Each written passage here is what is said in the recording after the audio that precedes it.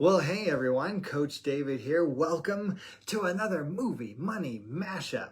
And today we're going to be talking through the movie Remember the Titans. It's pretty heavy. Early 2000s. If you haven't seen it, you should. I'm going to be sharing a quick synopsis for those of you who haven't seen it so you can kind of walk through with Coach Laura and I as we discuss it. So Remember the Titans. It's a powerful sports drama. It's based on the true story of T.C. Williams High School in Alexandria, Virginia. During the early 1970s, there was racial tension, and following the integration of black and white students, the school hires Herman Boone, a black coach, to lead the newly merged football team. And facing resistance, hostility, and prejudice, Coach Boone and assistant coach Bill Yost work together to unite the team. And through discipline, mutual respect, and shared goals, the Titans overcome their differences, becoming a symbol of hope and change for their community. The film highlights themes of teamwork, leadership, and transformative power of unity in the face of adversity.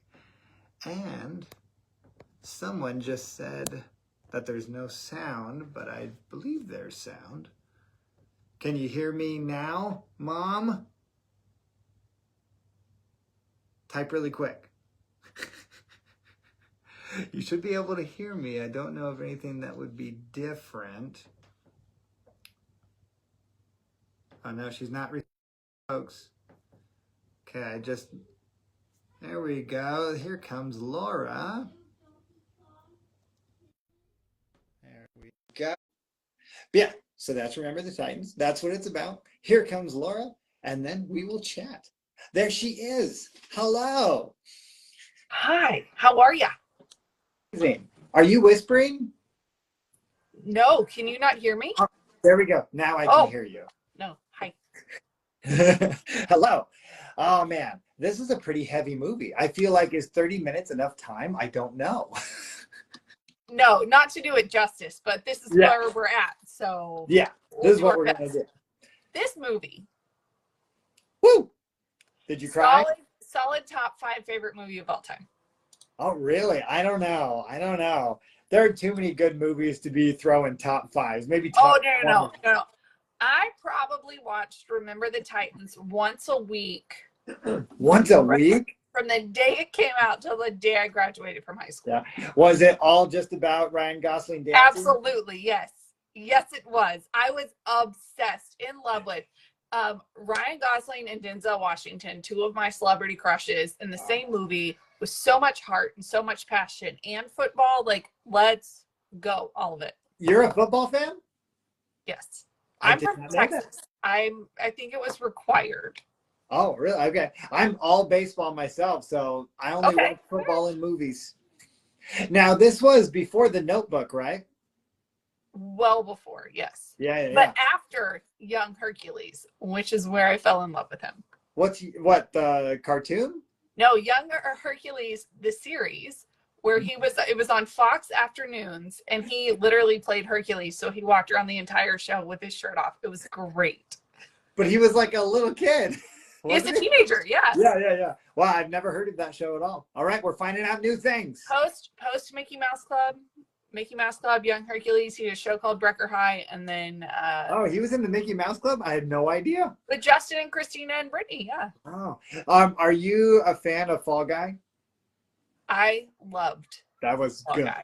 That was good. So funny. I love when Hollywood can make fun of itself in such a smart way. Yeah. And Gosling was perfect for that too. Oh yeah, he was. Oh yeah. And he's going to be in the next Star Wars movie. Really? Did you know that? No. Yeah. Well, not the next one, the one after that. Next one's Mandalorian, but he's going to be in Star Wars Starfighter, the movie, and he's a starfighter.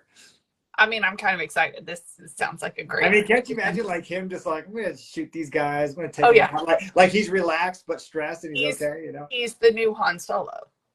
He could. Yeah, there you go. He's going to be Harrison Ford. This is great. Another one of my celebrity crushes. Let's go. Oh my gosh. All right. So I'm going to let you get started I will say this is a great movie. I wouldn't say it's one of my most favorites. So I'm going to let you go and I'll be your backup today. It is really hard. I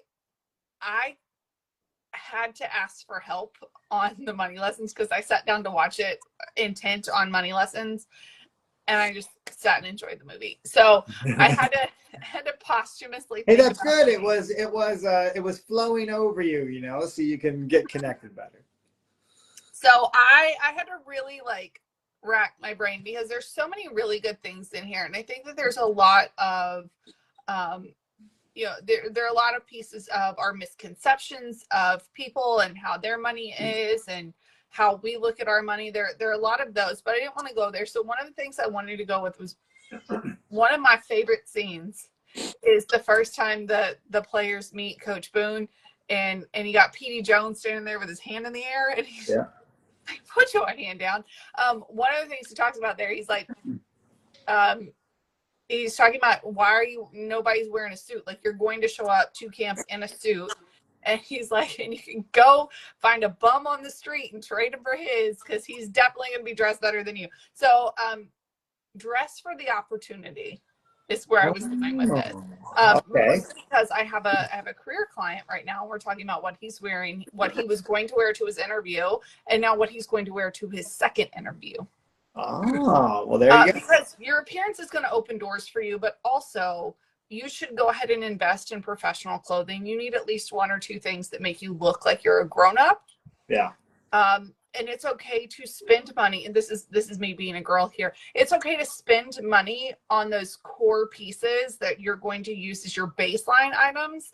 Yeah. So David Gibbs is like, I know this is like your Goofy shirt, your Robin Hood shirt, right? Like, you spend money on the important things that are a baseline part of your. Which I'm sure some people would laugh, but I spent a lot of money on that. That was actually a very nice. That was actually a very nice shirt. I mean, and I like it, and it's so you, and it's like the things that are going to make you stand out as you, I think are worth investing in. So I don't know that that's necessarily the best money lesson that we've learned in others, but I thought it was really there's something to it. There's a reason why he says you're going to show up in a suit, not just in whatever clothes you're wearing. It's because when you dress up, you are showing that something is important to you and that you are going to treat it with respect. And that was what he was asking for. And so I think that those are things that we should all strive to do. Yeah. Well, hey, everybody out there watching, cat's out of the bag. Hey, guess what? We're both career coaches as well. Oh, so we do money and career. And then, and I think it's perfectly relevant, because guess what? Where does money come from? Your career. Yeah. And then to jump onto that, you know, it goes to preparedness, you know, preparing when you are looking at your budget, preparing before you go to the store with a list, you know, so that you're not overspending, you know, and then it's always said, you know, career wise, you know, dress for the job you want, not the job you're in. Right. And so, yeah, it's all connected in the great circle of money. Yes. Oh, yeah. No, it works. Okay. Give me one of yours. All right. You know, this just really made me think of my wife and I, you know, finances and money, anything that we want to do, especially when you're in a household and you're married, it's a team sport. Yeah. And so we have to have that togetherness. When I was actually just talking to some friends last night about how I started as a husband, because I really wanted to make sure we got out of debt. So actually, my wife, she moved into our future apartment a few months before we got married, and I was living at my best friend's house. And because I was trying to already be a great leader and a great husband, I was like, okay, babe, don't turn on the air conditioning. We have no money. And it's like, it was July, Laura. It was July. That's not going to work out. And my wife, you know, tells the funny story how she was in bed just like spritzing water into the air and having the fan like. She was a good player. Good for her. Well, and she was very nice, you know, but after a while she pushed back, and I had to realize that it's not just, you know, for me, all I needed was a folding chair and a TV, you know. Right. And she said, we can have a pillow and still reach our goals. We can do all these things and still reach our goals. So she brings in what I'm not, I bring in what she's not, and we have to enjoy what each other is and what each other is not. And so it's a team sport. Well, yeah, and you need to be able to have unity. If you don't have unity, you're never going to win. You need shared goals. You need open communication. If you call an audible, you need to hear the audible, Yeah, right? Like this is, otherwise Sunshine's going to get hurt, and we got to pay attention to what we're doing. It wasn't Sunshine that got hurt when he called the no, audible. it was Jerry. It was Rev. Yeah. But anyway, you got to listen when the audible is called. You got to be able to turn and do it together. And it's a team sport. We're doing this together. Your mother. I love your mother. It's true. I remember, Mom. So yeah, I wrote that down too. A united financial plan is going to create momentum that a solo effort never can. There's a reason why the team won, and it's because they were the Titans. They were together. They were unified, mostly through song. Once the songs came in, they were all good. My favorite memory of the whole thing is when Ryan Gosling's doing the dance to his folk music, and his roommate's like, "Does the term cruel and unusual punishment mean anything to you?" Yeah, but that's the beauty of it. You know, we need both of those guys on the team. Absolutely, you have to have both. And I love that you were saying that about your wife. My husband and I, we can both be spenders if we're not careful. Really? That's kind of our natural bent, is more to be, okay, I'm really stressed out, I want to go spend money. Yeah. So it's only okay for one of us to be stressed out at a time. Somebody's got to pick up the slack and be like, okay, no, I got this. I'm gonna hold it down over here while you be stressed out, and then we'll do this together. And connected to all that, and even preparation as well, is, and that we've seen in the movie, is small wins build momentum. Oh yeah. They were completely divided. And it was sometimes challenging and difficult, where we'd have a little fight, we'd be kind of friendly, we're learning one thing about each other, we have to, keep pushing and getting together on these things. And that's where, just going back to the marriage relationship as well, is that I had to, it wasn't perfect. It took years. Now it takes us like 15 minutes to do our budget. It was an hour and a half to do our budget when we started, and there was conversations and figuring out and getting on the same page. And so just like in the movie, it's not racial tension, but it's just challenges, and it's learning to work together. And, going to the movie, it's those little moments, like Coach Boone, he's saying, dress properly, get in the right mindset. I love that they themselves brought in the dancing. It's all those little things that help them to relax, work together, be on the same page, and get going. So is finance a team sport? Is it? It seems like it is. It's definitely a sport. There's some heavy breathing that comes along with, like, having to get your mind right and play the long game, right? You have to plan for your future. You have to plan for what's to come. I do like the idea of the budget. It's kind of like the playbook, right? Mm-hmm. Oh yeah. I only run 7 plays, split V, like Novocaine, just give it time, always works. But there's so much about this movie that I just love. I'm sorry, go ahead. And I'm just thinking, for example, one thing that I always have to say is, the rich ask how much and the poor ask how much a month. Yeah. And having that mindset, it took me a long time to slowly build my life around that mindset, right. Because I didn't have chunks of money to pay things off quickly when I first started. And now it's become part of the rhythm. So I just want to encourage everybody, just do what's the little thing you can do to move you forward today towards the life you want. Well, and this is similar on the note that you just said, has nothing to do with the movie. My husband and I just bought a new car. Yeah, there it is. An accident, it got totaled. And it was funny because we walked in, told the guy, hey, we're going to pay cash for the car. And so you're not supposed to tell them that. You're supposed to trick them. No. It's a no haggle lot. So we were like, look, we're paying cash. So let's do this thing. This is what we want. This is what we don't want. And the car that we ended up buying was $2,000 more than we were planning on buying when we watched on the lot, because that car wasn't available. But we had the money. It was fine. but I had to stop and go, okay, this is money that's coming out of our house fund. Now, this is not, we don't have a new car fund because that wasn't something we were planning on having to do anytime soon. And it was very much we have to actually think about it. We have to be thoughtful and methodical. What are we going to do? And before I went into the car lot, it's kind of like watching game film, right? Where I went over, this is what went wrong last time.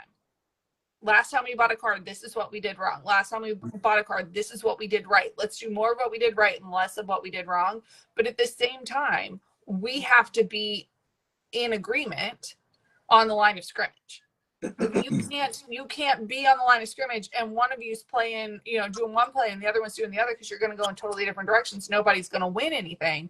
So for me, it was very much walking in here. Okay, we're going to pay cash.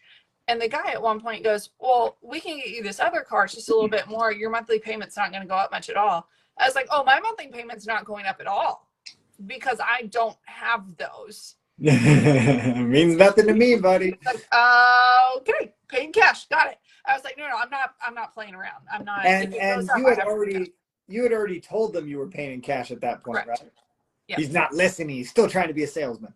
Well, yeah, of course he is. He's trying to make more money. Like I get it. And he was a nice kid. He was a nice kid. So no shade to him. But his default is the monthly payments. He's like, but his default is, oh, I can keep your monthly payments low. That's his default. He's just used to speaking that way. Yeah. Absolutely. And I said, and then he looked at me, or I said, oh no, we're not going to have monthly payments. And he goes, oh, right. You told me you were paying cash. Yeah. Okay. And like he had to reset his brain. It was very interesting. Yeah. So I have another thought. This is a big part of the movie. Don't let outside pressure derail what you're doing. Yeah. So I mean, there's pressure through the entire movie. Of course. I'm so glad the girlfriend came around. But actually, side note, isn't it so sad? Poor Jerry. He gets hit by the car once, and then they had him have another that ended up killing him. It was a drunk driver. So it's, this poor guy just off the street. It was just funny. I just wish he died from something. Yeah. I wish he died from something else. I was like, we have to hit him again. But throughout the entire movie, it's pressure, it's challenging, it's that racial conflict, people with signs and they're just trying to be together. And that's the same way, when we're trying to accomplish anything, there's the people who kind of, want to bring us down to their level, who, why are you doing that? Why are you being weird? Why are you making that decision? Just do what we're doing. What you're better than me? All that crap. And so that's something to remember too. We have to run our race, have it written down, have our plan, and stick to it no matter what people are saying or doing. Have you ever had that go with pressure? Yeah. Have you ever been pressured? Have you ever had anybody say you're weird with your money? Or no? With my money, I was gonna say I was a teenage girl. Of course, I felt peer pressure. With my money, no, because I'm so stinking stubborn that once I make up my mind, that's kind of what it is. Yeah. Yeah, I wouldn't say that, and I think I've shared this story before, so I wouldn't say pressure per se, but there were just kind of like a little bit of expectations in my family growing up. So when my wife and I were getting out of debt, all of a sudden it was, okay, we're having a family birthday party this weekend, 4 presents, go. And it wasn't in the budget. It wasn't our plan, and we made some cookies, and so I always think about that. It was like, that was weird. Some people might have stressed out and been like, oh, I have to go get presents. I have to do this. You don't have to do anything but die and pay taxes, right? You don't have to do anything. That's it. And so that's what we all have to remember. I guess technically you don't have to do anything except die and file taxes. We don't have debtors, for instance, but if you don't file, they'll come after you. Yeah. They'll garnish your wages, though. Eventually you have to pay. Okay, so going back to the movie and our money lessons in the movie, left side, strong side, you have to protect your team. You have to protect the team, and that means emergency funds. That means life insurance. That means long-term plans, right? Health insurance. trust, will, things like that. We have to make sure that the people that we care for are protected, not just when we are in their presence, but long term. Making sure that because stuff happens, life happens, injuries happens, car accidents happen. Like, he probably should have been paying attention to what he was doing and not just revving the engine. But at the same time, it could have been anything for any reason, and people can lose their life. Yeah. We have to make sure that our loved ones are covered. Yeah. And in that way, you know, in the line of protecting the team, I have a question for you. Okay. We have those, you know, those big things, those life insurance things, Yep. but how do you and your husband protect each other from, because, you know, after a while we get to know, you know, like you said, you know, you both can be spenders at times. So what do you do to protect each other when you see those situations or you find yourself in those situations? That's an interesting question. So this last week, with the car and everything else going on, my husband had already spent all of his fund money. We have a certain amount of fund money that we get every 2 weeks. Yeah. And he had already spent his. And he went out with his guy friends. And that amount of money was the same amount of money I had left in my fund money. So I just transferred envelopes and was like, okay, you're covered. So I do that a lot, because he is more likely to spend all of his money than I am. So that is protecting both of us. And it doesn't hurt me. And it's one of those things where I get to do something nice for him, and that makes me feel like I'm serving him in some way. I think there's a lot of grace in those moments for either of us. Like, I went shopping for clothes for enrichment, which David and I are going to be at in 2 weeks. And I wanted all new clothes. And there's so much grace. There's so much grace given to me in those moments where he's like, okay, that's more than we were talking about, but it's still within the budget. So, okay. But I think also we're very good at calling each other out. So when we've hit the limit, the other person's going to say something. Hey, we've hit it, and we need to just watch out with the rest of our spending. Usually that's enough to keep us from going over, to keep us from having a problem. Mm-hmm. Sometimes it's not, and we have to like rethink some things that we're doing, and we have to have those tough conversations. I love a good dream meeting. I love a good date night to talk about these things. It's a good excuse to connect and recalibrate. Mm-hmm. Yeah, because it's you know, it's a good reminder that a lot of the times it's those little slices, those little cuts that get you, you know, that a lot of, you know, our clients deal with all the time. On my side of things, one of my biggest issues is my wife loves to forget to update the budget. She loves it. It's her favorite thing in the world to forget to update it. And then I don't know what's going on. And so we have to work on that. You're getting better, baby. If you watch this, you're getting better. But we have to work on that. Her and I, we both have never had much of a spending issue. I mean, I would say, you know, myself, if anything, I want that big thing every once in a while. Like, I'll never forget when I wanted the PS5, I saw kind of like a spot in our budget, and I really wanted the PS5. So I actually went in to our bedroom. I got down on my knees and I was like, hey, babe, I haven't gotten anything in a while. Can I get a PS5? So I guess I should have those. Yes. What? She said yes. Oh yeah, she said yes. Yeah. But the biggest thing that that she has learned that I need protection from is myself, because since I am kind of, you know, as she sees me as more the financial guru, sometimes she allows a little bit too much weight on me because she just assumes I got it. So we've had to put things in place that she is part of it. She's making the decision. She's there, and I don't feel that all on me, because then I get upset and cranky. So that's how we have to protect our team in that way. Yeah, my husband lets me make the budget, and I require him to change something. So that is one way that we have that together, and it works out really well. And kind of following this, my last point that I had is that sometimes leadership requires really tough decisions. Oh, are you talking about kicking Ray off the team, that jerk? No, but that is a good one. I was going to say when Coach Boone pulls PD out and the other, oh shoot, what is the other coach's name? Yost. Thank you. Oh, wow, that really was not there. And Coach Yost like pulls him aside and he's like, he's like, oh, it's going to be okay. I'm going to make sure that you're fine. And it's like, you can't always coddle them. It doesn't always get to be a comfortable decision that's made. Sometimes we have to make something hard and it sucks. Sometimes it sucks. Like, let's just be completely honest. This is not all sunshine and rainbows. We don't always get to make the fun decisions. Sometimes we have to make hard ones. And so I think just remembering that, no, one, it's a full sentence, but two, it's a short-term.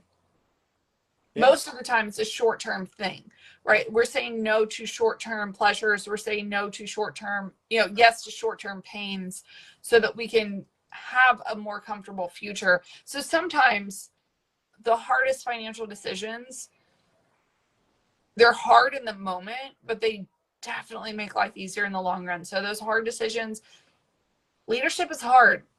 But if your attitude reflects leadership, lead in a positive way. That's all I have to say. Boom. Are you having fun? Football's not fun. No, I'm kidding. It's like, football's really fun. Yeah. No, zero fun, sir. Sir, zero. And he's like laughing. Faison, he's always been one of my favorite guys. He's hilarious. I was, no, never mind. I'm going to take it back. Oh, it was so funny. I was ready. I was excited. You can take it back. It's okay. His name is Donald Faison, but when he said Faison, I immediately popped to Faison Love, who was in couples retreat, and that's where my brain went. I was like, how did I get there? It's fine. Yeah, I was talking about Donald Faison. Yeah. I know you are. You're right. All right, everybody. Well, thank you so much for watching. Oh my gosh, we have to figure out how we're going to do it next time. Next time is going to be a little different. There's going to be a special guest, and we can tell you right now. Usually we have to figure it out and do some voting, but next time is what, Laura? Twilight. Yeah, with special guest. Our special guest is Edward Cullen. Edward Cullen is going to be on the show. And if you don't know who I'm talking about, one, you need to watch Twilight, and two, you need to show up for our video. Yeah, and it's not actually like the character, Edward. Hey, we should like try and dress him up in something. Shh. Don't spoil it. Well, I mean, I don't want them to be. I didn't say Robert Pattinson was coming. I said Edward Cullen is coming. Okay. We should have him just like lighten up and put some powder on. And he's already pretty light. But that'll be August 8th.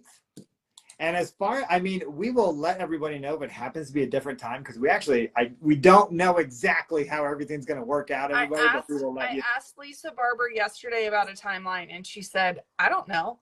So we will have to figure it out. If the timeline changes, we will let everybody know.